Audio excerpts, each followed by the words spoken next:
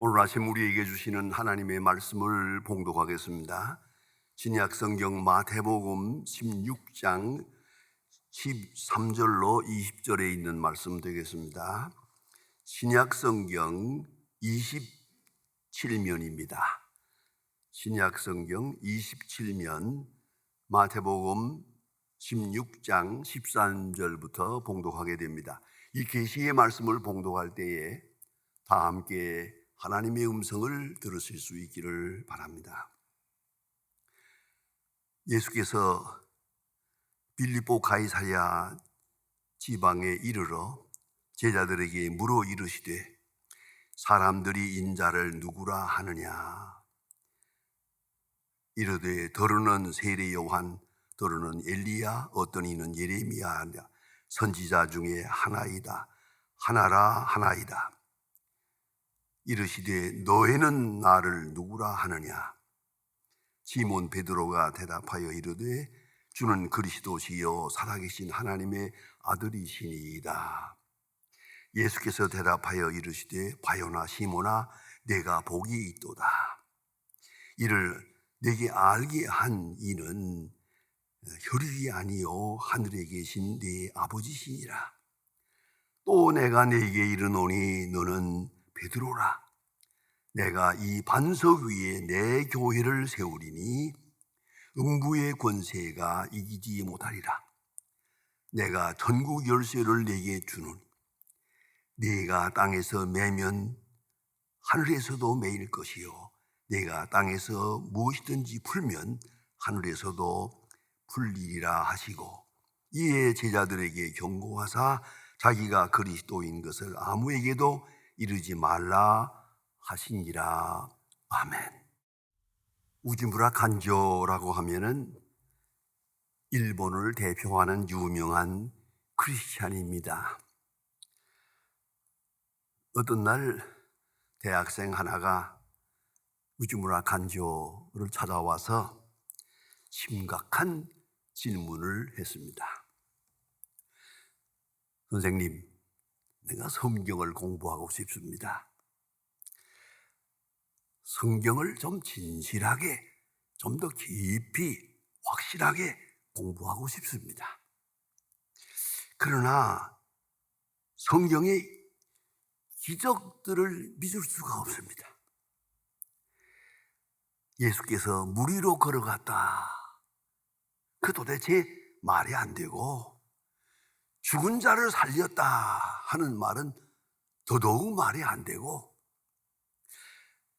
본인도 죽었다가 사흘 만에 부활했다. 도대체 말도 안 되는 얘기를, 이렇게 성경의 이 황당한 이야기, 이 기적들을 볼 때마다 마음에 걸립니다. 그러니 이 기적들을 다 빼놓고 다른 중요한 내용으로 성경 공부할 수 없겠습니까? 라고 질문을 합니다. 이때 우지무라 간조는 한참 웃고 나서 학생, 성경에서 사람의 이성으로 받아들이기 어려운 기적들을 다 제하고 난다면, 그리고 성경 공부를 한다면 성경에는 딱 두 가지만 남을 걸세. 그것은 성경의 앞장과 뒷장 표지만 남을 거라고.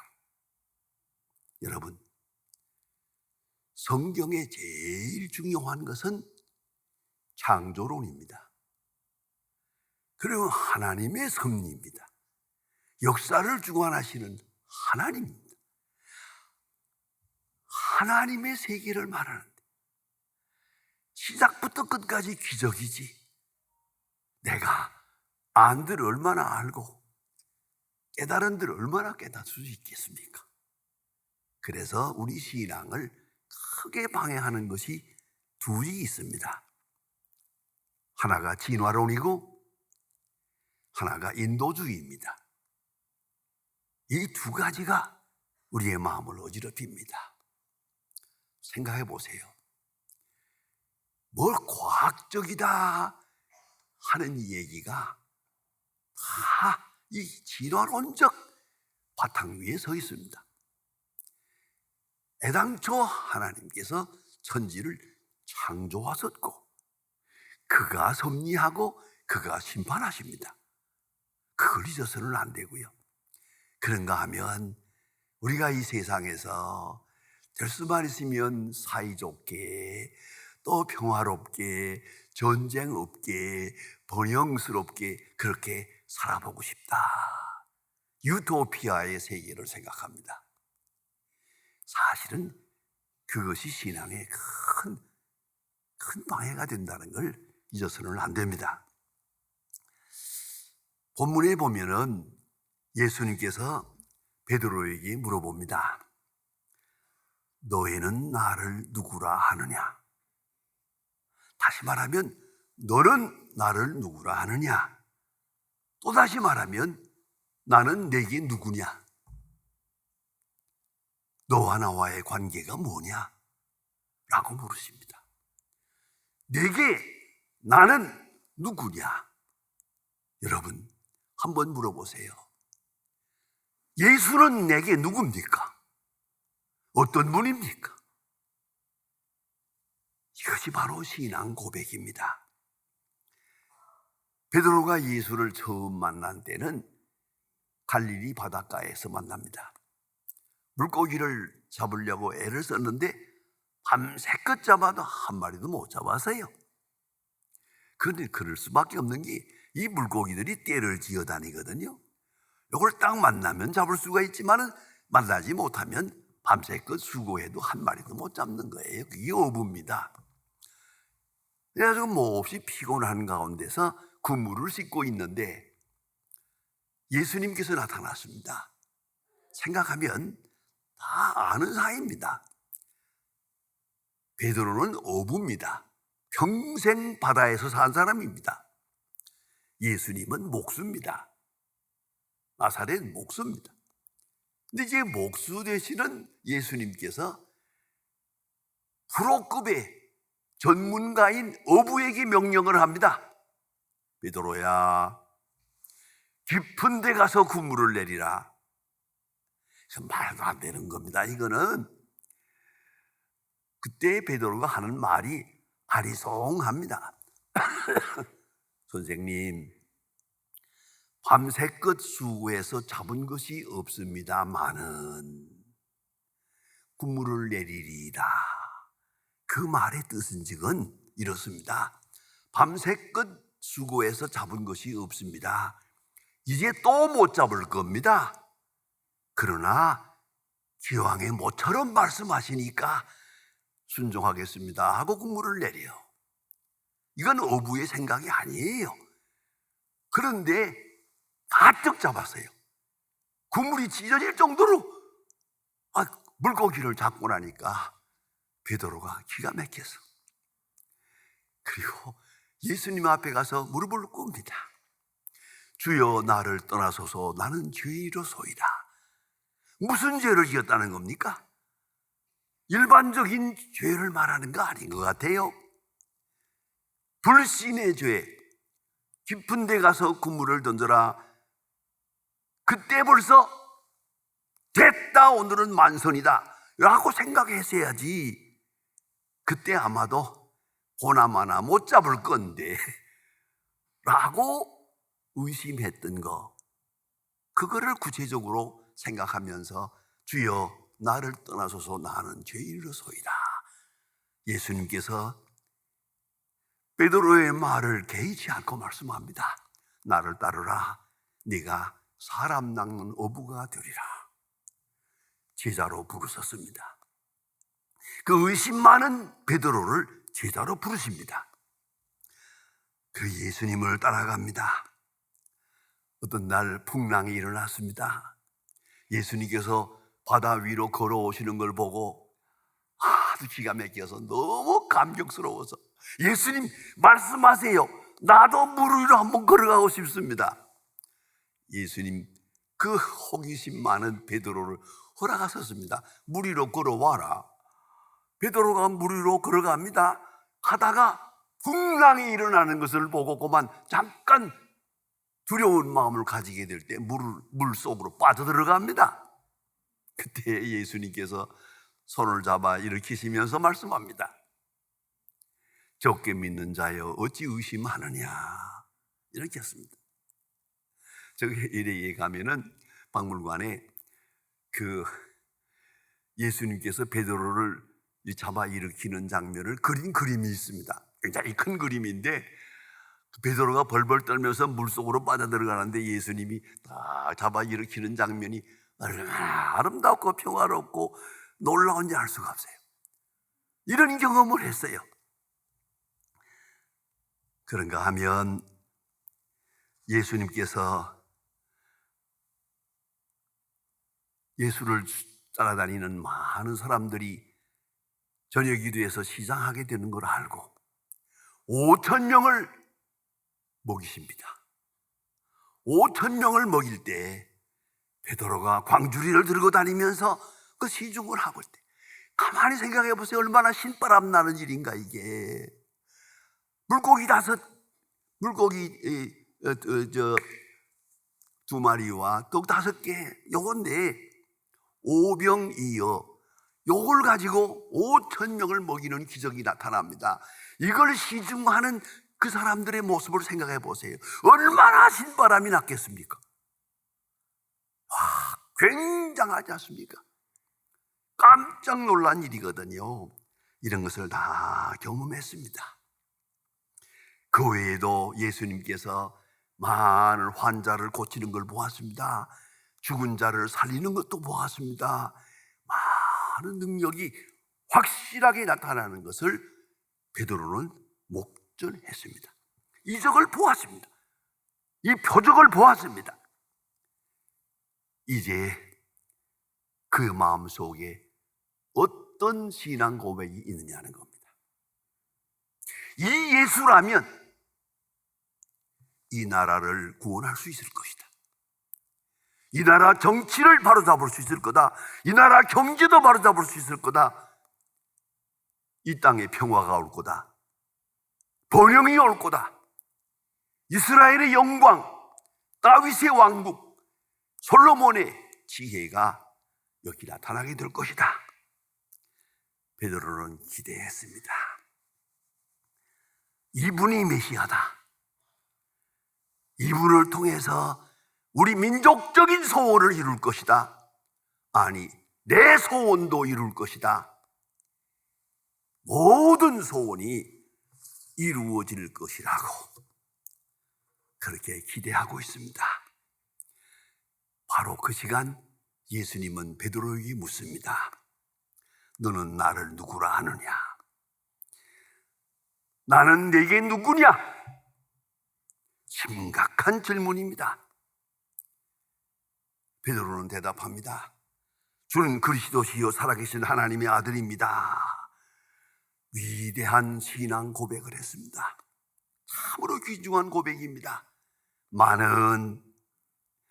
이거는 베드로 자신의 지식이 아닙니다. 17절에 보면 예수님께서 말씀하십니다. 네가 복이 있다. 네가 안 것이 아니고, 내 혈육이 안 것이 아니고, 내 지식이 안 것이 아니고, 하나님이 너로 하여금 나를 알게 하셨느니라. 하나님이 알게 한 것이라고 말씀합니다. 하나님을 아는 데서는 두 가지 길이 있습니다. 신학적으로 객관적 계시와 주관적 계시가 있습니다. 객관적 계시라 하면 역사를 말하고 성경을 말하고 설교를 말하고 복음을 말하고 우리 앞에 다가오는 이 객관적 모든 사건들이 전부 다 하나님의 계시요. 그런가 하면 주관적 계시라는 건 성령을 말합니다. 성경에 나타난 이야기, 우리가 당하는 사건, 역사, 성경, 말씀 그 속에서 우리에게 말씀하고 있습니다만은 이것을 믿고 받아들일 수 있고 수용할 수 있고 소화할 수 있고 그 속에 살아갈 수 있게 하는 것은 성령의 역사입니다. 그러니까 말씀의 역사와 성령의 역사가 함께하지 않으면 누구도 바른 신앙을 가질 수가 없다는 말입니다. 그래서 예수님께서 말씀하십니다. 내가 참 귀한 신앙 고백을 했다. 주는 그리스도시요 살아계신 하나님의 아들입니다. 잘해서 좋아서 합격이야. 많은 네가 안 것이 아니고 하나님이 네게 알게 한 것이니라. 하나님이 바른 신앙을 고백해 하셨느니라. 이거 중요한 겁니다. 하나님이 함께해야 바른 고백을 할 수 있습니다. 하나님이 함께해야 그리스도를 알아볼 수 있습니다. 그리스도에게 바른 고백을 할 수 있었단 말이에요. 그럼 왜냐하면 예수님께서는 베드로의 마음을 읽었거든요. 저가 저렇게 고백하고 있지만 속에는 딴 생각이 있다는 걸 알고 있지요. 알고 딱 지적합니다. 내가 한 것이 아니고 하나님이 알게 한 것이다. 하나님이 고백해 하신 것이다 라고 이렇게 말씀하시고 나서 베드로의 중심을 읽으신 예수님께서 계속 말씀하시게 됩니다.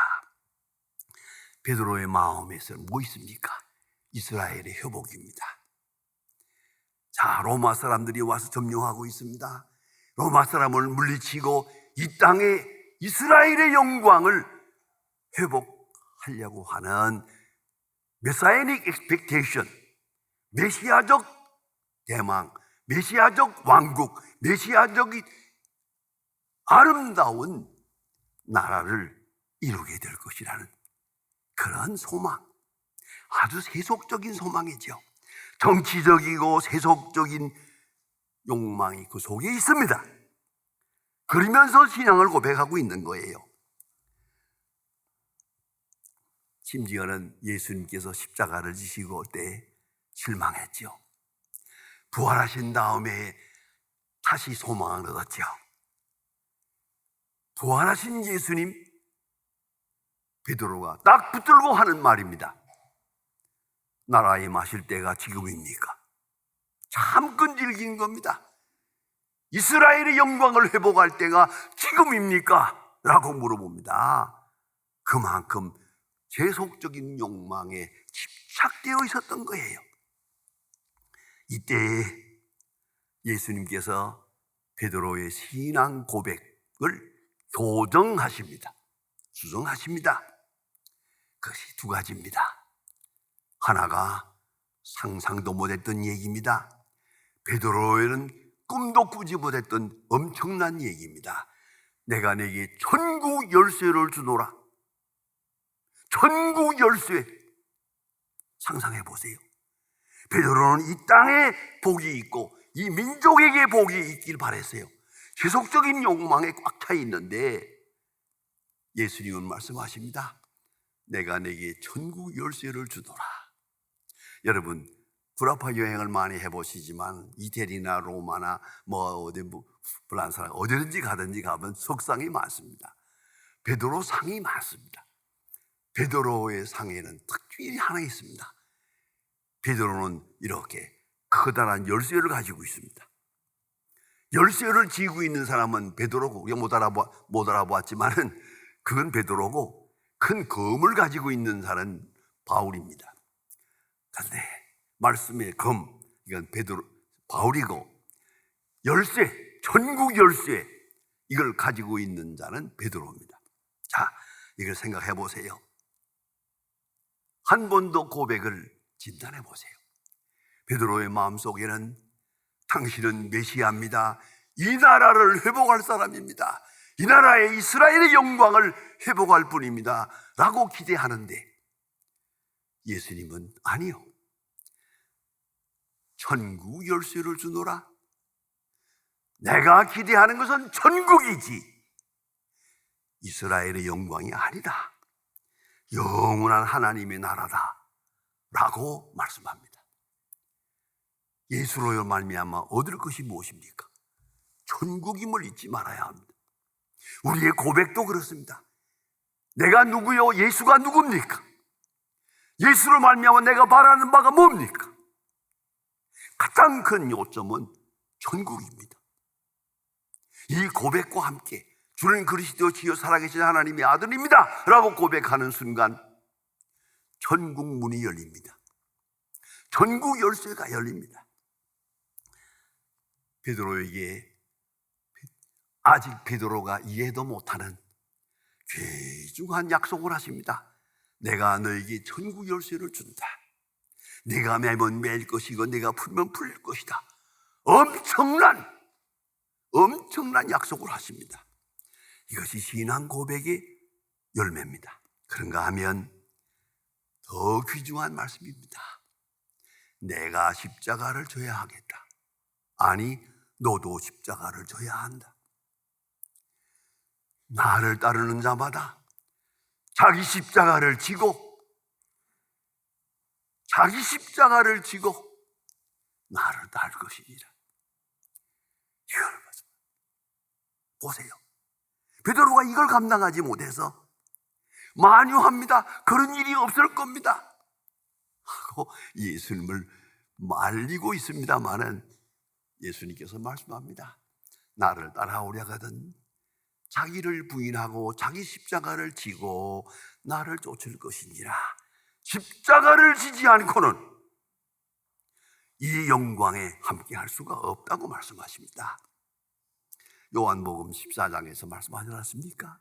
너희는 만일 근심하지 말라. 하나님을 믿으니 또 나를 믿어라. 내 아버지 집에 거할 곳이 많도다. 내가 가서 예비한 다음에 너희를 다시 내게로 영접할 것이다. 그리고 너와 함께 영원히 있으리라 약속하십니다. 천국 열쇠. 그러기 위해서는 내가 십자가를 져야 되겠고 네가 십자가를 져야 되겠다 말씀하십니다. 그리고 예수님 말씀하십니다. 아버지께서 내게 주신 잔을 마시지 않겠느냐? 환난을 당하나 담대하라. 내가 세상을 이겼노라. 보세요. 이 예수, 영원한 그 생명의 주인 되시는 예수를 바라보고 있습니다. 그리고 오늘 베드로에게 물어봅니다. 내가 내게 누구냐? 예수님이 하신 역사를 봅니다. 그 역사를 통해서 그가 누군가를 알아봐야 됩니다. 그 사건이 중요한 게 아니에요. 이 사건을 통해서 그리스도가 누군지, 그가 무엇을 말씀하고 있는지, 그 말씀의 초점이 어디에 있는지, 약속이 무엇인지 깊이 깨달아야 한다는 말씀입니다. 여러분 잘 아시는 대로 클래식 음악의 작곡가들은 대부분이 신실한 그리스도인들입니다. 아마도 여러분도 다 클래식 음악을 좋아하시지만은 저도 음악을 무척 좋아하는데 그 중에 제일 하이든입니다. 하이든은 100개의 심포니를 작곡했고 80개의 소나타를 작곡하고 위대한 오라토리오를 2개 만들었습니다. 아주 신앙이 좋은 분입니다. 나는 작곡할 때에 음악을 생각하지 않는다. 작곡할 때에 청중을 생각하지 않는다. 사람들에게 어떤 인기가 있을까 생각하지 않는다. 하나님을 생각한다. 하나님을 아버지로, 예수 그리스도를 내 구주로 찬양하고 쳐다보면 하이든의 말이 기가 막힙니다. 그리하면 내 마음 가운데서 기쁨이 솟아오른다. 그리하면 내 머릿속에서 음표가 춤을 춘다. 그것을 적어놓으면 음악이 되는 것이다. 하이든의 유명한 말이 있잖아요. 천지창조를 연주했을 때 그 끝난 다음에 기자가 물었어요. 이 위대한 곡을 어떻게 작곡하셨습니까? 그런 말합니다. 하늘이 열리는 걸 보았고 하늘이 막 보여주는 대로 들은 것뿐이에요. 여러분 이걸 아셔야 됩니다. 바른 신앙 고백할 때 하늘이 열립니다. 이걸 알아야 합니다. 영원한 세계가 열립니다. 이것이 진정한 고백입니다. 예수님 지금도 묻습니다. 너는 나를 누구라 하느냐? 내게 내가 누구냐? 여러분, 그리스도와 나와의 관계를 바로 하는 순간 하늘이 열리고 십자가 너머서에 있는 부활의 영광이 우리 앞에 다가오는 것입니다. 다시 한번 물어봅시다. 너는 나를 누구라 하느냐? 기도하십니다. 하나님 아버지, 오늘 이 시간에 주님 앞에 주를 그리스도시요 살아계신 하나님의 아들이요 내 구주로 고백한 귀한 성도들이 모였습니다. 우리의 신앙 고백의 내용을 다시 한번 재진단하게 하시고 정비하게 하시고 성결케 하사 바른 신앙을 고백하고 주와 함께 영광을 바라보며 영원한 세계를 지향하는 그런 찬송과 기쁨과 승리가 넘치는 그런 신앙생활하게 하여 주시옵소서. 오늘도 새롭게 신앙을 고백하면서 주의 영광을 찬양하게 하옵소서. 주 예수 그리스도의 이름으로 기도드립니다.